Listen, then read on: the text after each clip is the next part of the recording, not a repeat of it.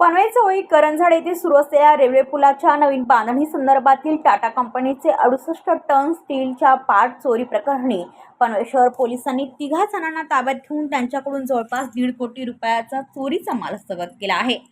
टाटा कंपनीचे रेल्वे पूल उभारण्याचे काम सुरू असून तेथील मॅनेजर विजयकुमार वर्मा वय वर्ष 48 याने भंगारवाला आजिजुल अब्दुल रब रहमान वय वर्ष 48 याच्याशी परवेज मोहम्मद अली आलव वय वर्ष 29 याच्या मध्यस्थीने संपर्क साधून तेथील साईटवरील स्टीलचे पार्ट चोरण्यास मदत केली व जवळपास 1.5 कोटी रुपयाचा माल चोरून नेला होता।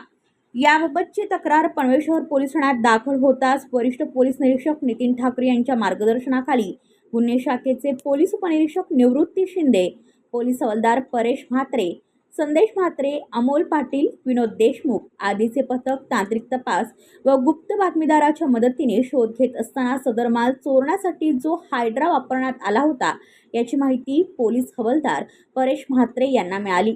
त्यानुसार त्याला ताब्यात घेतले असता पुढील माहिती मिळून सदर माल हा धानसर येथे ठेवण्यात आल्याचे निष्पन्न झाले। त्यानुसार पोलिसांनी सदर ठिकाणी जाऊन जवळपास 1.5 कोटी रुपयाचा चोरीचा माल हस्तगत करून आरोपींना ताब्यात घेतले आहे। ब्युरो रिपोर्ट पनवेल वार्ता न्यूज। आपल्या परिसरातील बातम्या आमच्यापर्यंत पोहोचवण्यासाठी स्क्रीनवर दिलेल्या क्रमांकावर संपर्क साधू शकता।